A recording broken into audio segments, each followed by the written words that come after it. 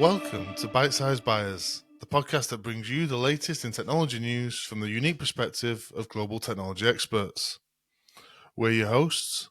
I'm Sam Harris. And I'm Nick Wagstaff. So join us as we delve into the most pressing topics in the tech world, offering insights and analysis that you won't find anywhere else. On this week's episode, we have Microsoft at 50, reshoring ambitions being threatened by the tariff chaos, Oracle's fantastic masterclass in breach comms, and rounding off with NHS staff struggling to use electronic patient records effectively. So without further ado, let's get into it.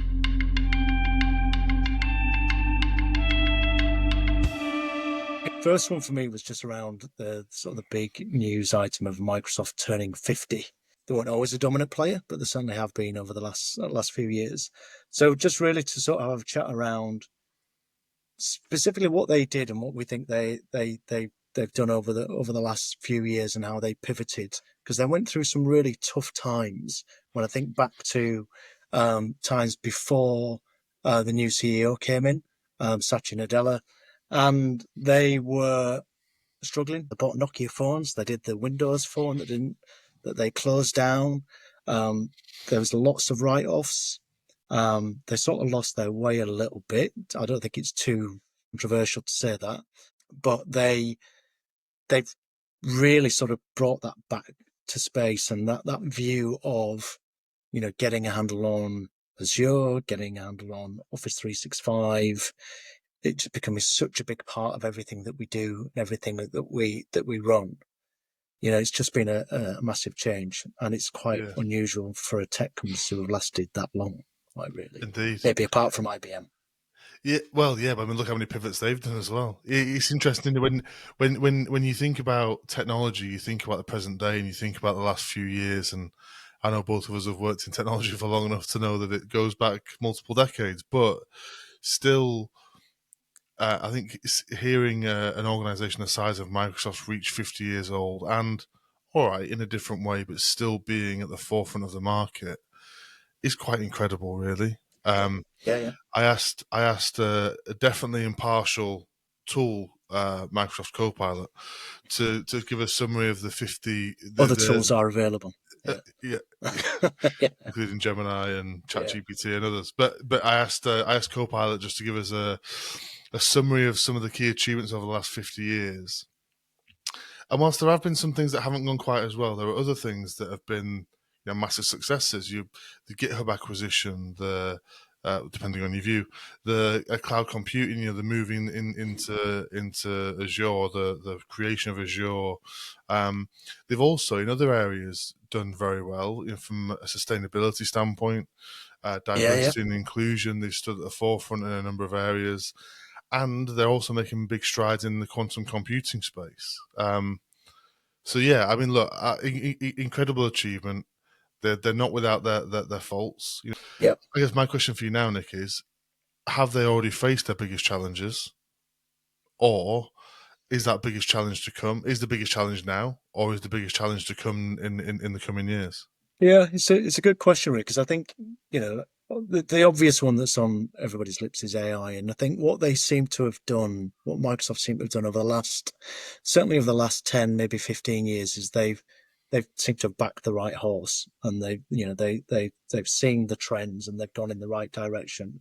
As you're sort of, you know, taking market share away from AWS, you know, Teams, and making that, you know, Skype migrate to Teams, and it becomes sort of ever present and everywhere. I know a lot of people use Zoom as well, but Teams certainly seems to be in most of the meetings that we have.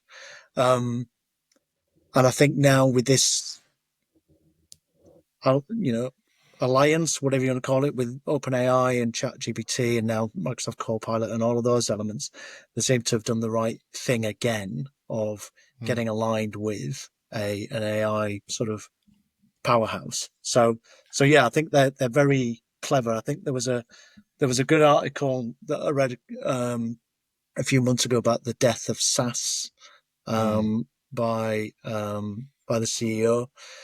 I think it was obviously linked to, you know, that they've got answers in terms of their AI tooling, but they seem to be doing the right thing. They're obviously a massive company. They've got sort of fingers in lots of pies and that type of stuff, but they always seem to be, not ahead of the game, but they're close to it. They're just some good acquisitions. There's one area that I'm going to have to call out that's been the bane of my life since I was a teenager. That's a lie, probably my early 20s. But they've never seemed to be able to get right Internet Explorer.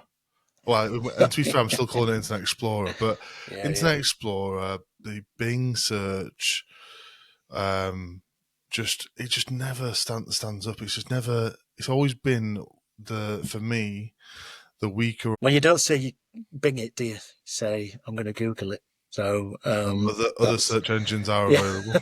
Yeah. Yep. Ask Jeeves, is that still around? I don't think so. Now you are showing your age. But yeah, I think that's probably, they're not going to get everything right, are they? And I think it's that thing of, and even AWS is still a dominant player in cloud, but they're not that far behind. It's all. It was slightly tongue in cheek about the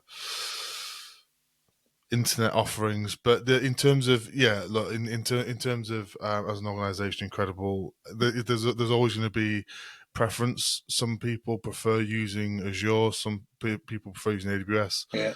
Some now prefer using GCP. Some people prefer using Apple and Mac OS. Some people prefer using Linux. Some people prefer using O365. Yeah. But I think it's fair to say that from a market leading perspective, a big achievement for Microsoft. Yep, definitely.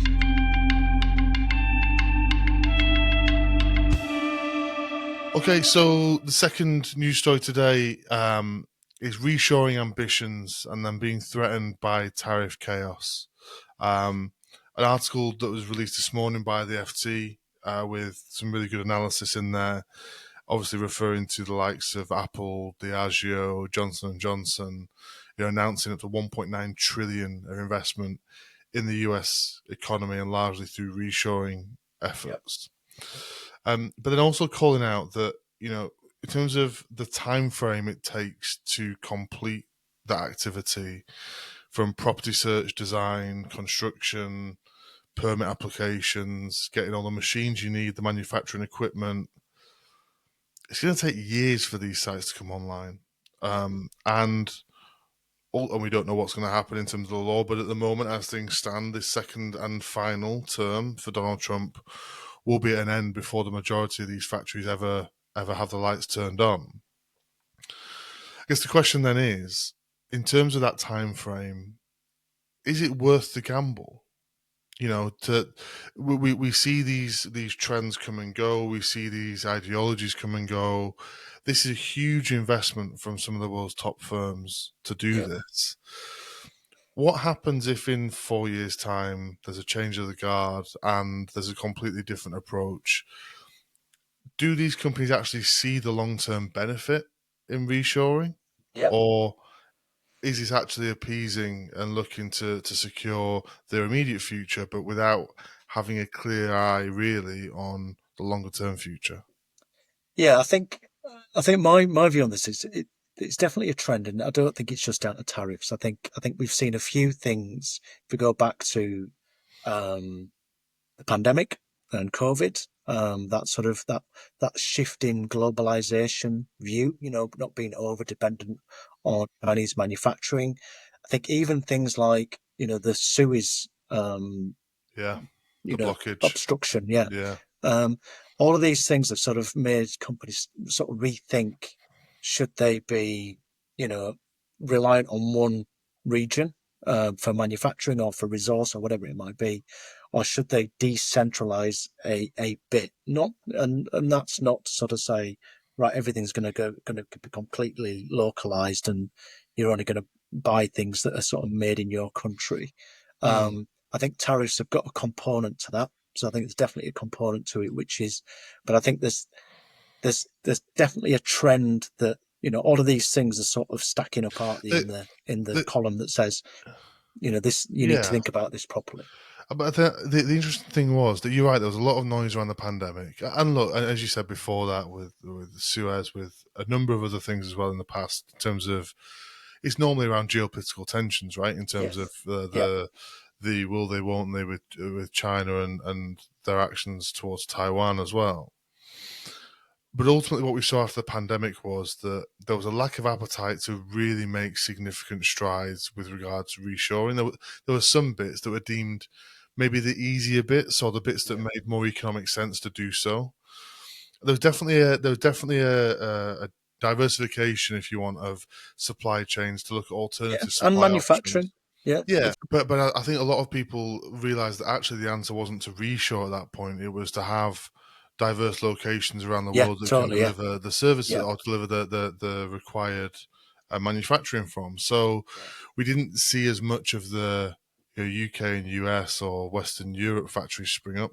Now, look, that's slightly unfair. We've seen ground broken by TSMC, for example, in the US and in Yeah. Germany. So we've seen some token gestures, but we've not actually really felt the impact yet of any reshoring. So it'll be interesting to see. But it's a long-term thing. It's like you said. These things can't happen overnight. They take, decades in some cases to sort of reposition. So it's just whether that shift has already started, or actually is it lip service? Is it just a case of saying, "Oh yeah, we'll make sure this doesn't happen to us again," but actually we're going to keep manufacturing in the cheapest location? But yeah, quite possibly. But then it's also the wider impact that these things have as well, isn't it? I know we were talking before about the impact around resources, and we're talking a lot here around component manufacture and around manufacturing in general. But the question around, does this impact us from a shoring perspective? Well, Yeah, yeah, from a resource perspective, the answer is no. At the moment, there are no tariffs on using offshore resource, but there are wider because impacts. that was the thing that I was interested in, and this is your area of expertise. But how do you will it have an impact? So what you can't tariff IP, can you? You can't tariff, information coming in. Um, maybe you can. Don't know. Maybe that's next on the list. Um, but from a shoring perspective, what impact is it going to have? From a professional services offshoring, nearshoring perspective. Well, I think it creates more of a sentiment against the use of offshore resource than it does actually Yeah, have any direct impacts from a financial perspective initially. But you have to think about the impacts on these countries in general. So if you look at India is the powerhouse of IT offshore capability. If you go through the countries that are historically large providers in this arena, they're also quite often big manufacturers of other products. yeah, So you could argue there's two potential impacts, right? One is it drives more people into this industry because it's the other well-established industry in the yeah, yeah. market. Could that therefore improve the quality of offshore resource and Uh-huh. actually improve the capacity in the market? Yeah. The other side as well, though, is it will have an overall negative impact on the economies of those countries. And a negative impact on the economies of those countries is never going to help these organizations, because if you're an Indian company and you need to build new offices and you need to put new components inside, you need new laptops, you need new servers, all the rest of it, then you got to buy that from somewhere. So and the tariffs therefore have an indirect impact on those people who are looking to set up the offices and everything else. So it's a bit of a circular question. Yeah. There is no, from initially looking at this, there is no guaranteed positive impact on these countries of the tariffs being put in place. I That's not wonder to if say. you're going to get you're going to have like a not a two-tier, but like a two-stream sort of operation. So you'll have companies that operate globally, and you'll have companies that operate in sort of, America, or if China decides to impose taxes on other countries apart from America. I I'm not think sure they would, but I'll be honest. If companies are going to find creative ways of making sure that they meet the requirements um, for manufacturing and for use of components. For example, the one thing we should definitely call out is, as things stand right now, chips are exempt, not chips that you put in a fryer, Not fish and chips. or Yeah. crisps for the Americans Yeah. listening. But Fish and chips should always be exempt. microchips at the moment are exempt from these tariffs.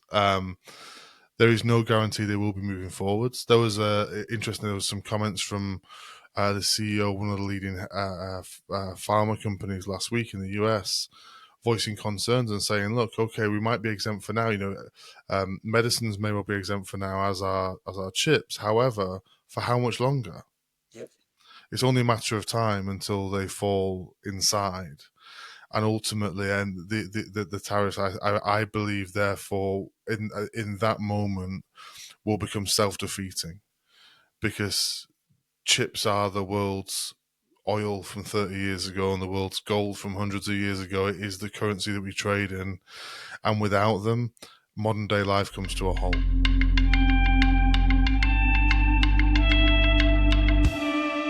Okay, so a story that actually came out last week, and I think this has been bubbling away for quite a bit of time actually, about Oracle's data breach and their sort of denial of it, which is interesting, because there were thousands of customers that said, "No, this has actually happened." So it was more of the is this going to be? And I suppose a question for me to you, Sam, is this? Are we going to see a shift in how tech companies operate to be a bit more robust in their responses of things, to say, look, nothing to see here, almost fake news type thing? Or is it a case of they just don't understand the problem and they haven't really got a handle on it yet? I'll be honest, I really don't understand why Oracle have played this the way they have. Yeah, it's an interesting one. They denied it until they were blue in the face. This didn't happen, despite the evidence being put out there by the, I guess I've still got to say, alleged intruder or hacker. And despite him leaving his email address behind that was searchable. So Yeah. there was some quite clear evidence. And then it seemed that Oracle were getting hung up on semantics of which product he'd got into and where he'd got and how far he'd got. And there was just denial for a long time. But now, as I believe the story you're referring to here, is that Oracle have been briefing some customers that there has been a successful intrusion into the public cloud, and some of their data has potentially been compromised, despite publicly confirming just hours before that it definitely hadn't been compromised. Yeah. And this feels like a dangerous game. Look, to directly answer your question in terms of, is this a way that we expect companies to act going forwards, or is this robust denial? Is it a tactic? I hope not. Yeah. I think in this day and It age, feels like it's bad PR, doesn't it? That's what it feels like. I mean, we saw it with CrowdStrike, where it was, everybody knew it was a problem. You couldn't deny it. Flights were grounded, all of the stuff that was going on. So sort of fronting up, dealing with it, saying we're going to fix it, probably the right response, actually. And interestingly, at the time, Microsoft got away with one because Azure had an outage at the same time, covered by the fact that CrowdStrike had a bigger issue. Yeah. So I think it's just an interesting one. I mean, just an interesting perspective, really, on Oracle, in terms of, is it just a case of it's bad PR and they'll learn a lesson, or do they really think that they didn't do anything? Look, I think if for me personally, maybe this is too idealistic, right? But for me personally, the way that you best combat these situations is to share the information and to work collectively. Nobody wants to be hacked. Well, that's the tech way, isn't it? That's the it's really the technology way is about being open and being collaborative. Or as much as possible, and you still need to monetize it. Oracle have never been quite as open as others when it comes to that. True. But and maybe that's it. Maybe it's the fabric of the business to an extent. Who knows? And maybe the ethos. But you're right. It is some of the foundations and the founding principles that a number of tech organizations are founded on, is to to share and to learn together and to be better as an industry together. Nobody wants to see a rival taken out by a hack and all the data get stolen.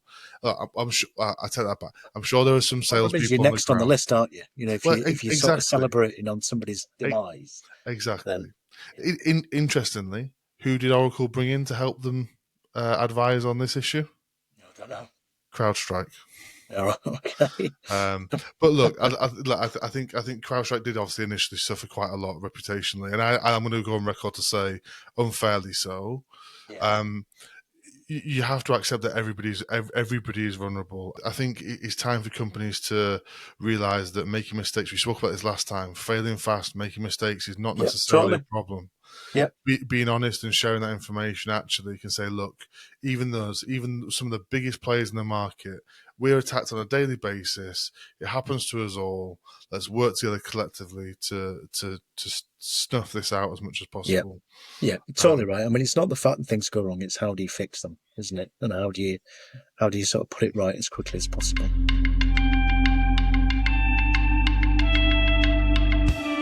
Okay, so last up today, we have a story in the FT saying many NHS staff are struggling to use electronic records effectively, report finds. And this is a report that's been shared directly with the FT. I wouldn't say groundbreaking news contained within it, stuff that we've actually discussed previously on the podcast around interoperability and around data within the NHS.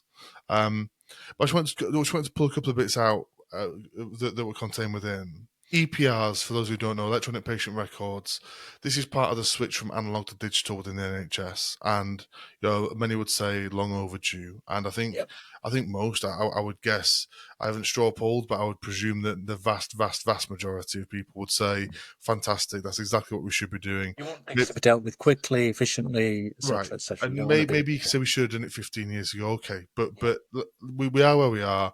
Great, it's being done. Yeah. The problem with these systems, as I mentioned before, is that they're not interoperable, and trusts and hospitals go and put in place these systems that don't necessarily talk to each other. So, as you know, I had an unfortunate trip to a hospital in London a couple of years back. And when I then went for a checkup in Leeds a couple of weeks afterwards, there was no record of me ever even being there. They had no idea that anything had happened. Yeah. And Even though it made the news, the local, the Proxima news. Yeah. And yes, I'm fine. Not that anyone's worrying. But that's a great example, right, of where you go in and those notes aren't shared, they're not available. That seems like a fundamental issue. But one of the things it flagged for me, which I think I want to take this away slightly from the NHS, because they're not alone in this, is quite often organisations have fantastic ideas. And they say, we're going to do this, it's going to be amazing. AI at the moment, we're going to invest in AI, it's going to be brilliant. Okay, how are you going to do it?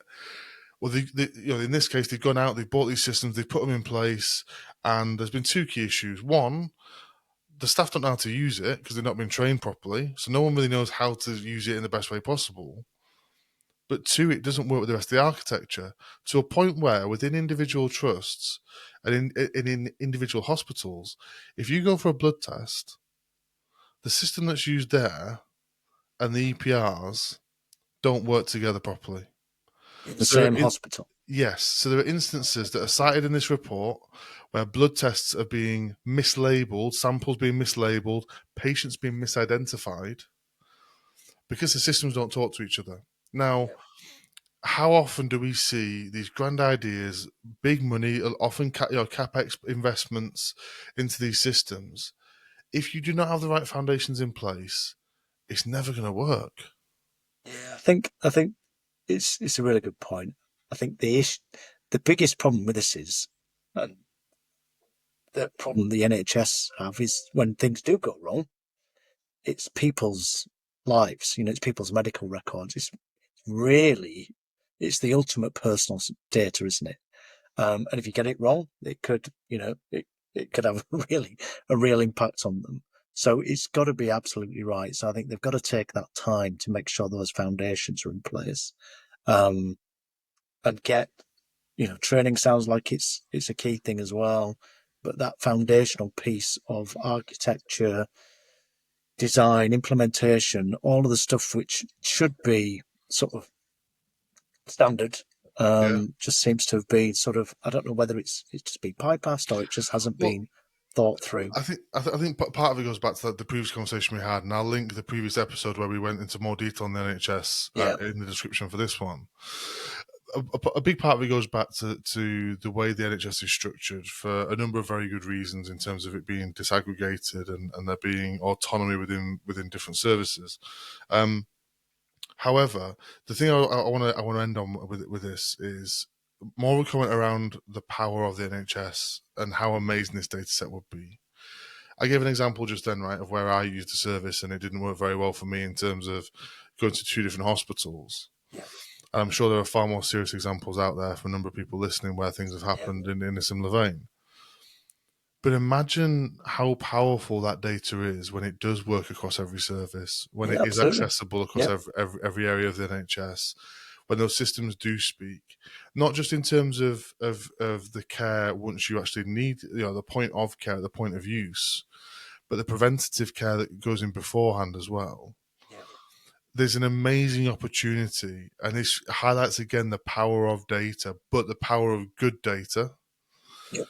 In actually being harnessed and advancing us forwards and having, if not the best, one of the best health services anywhere in the world.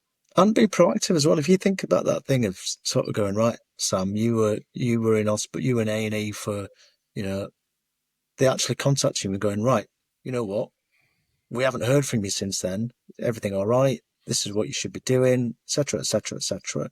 And that preventative medicine is really where we should be sort of aiming for. And I know we're getting really big now. You're talking about sort of cultural changes, but you're absolutely right. It can be driven by data and using the right data, using it the right way, being very proactive, sort of flipping it on its head almost, and going, right, we can make this like the best customer service that you've ever experienced.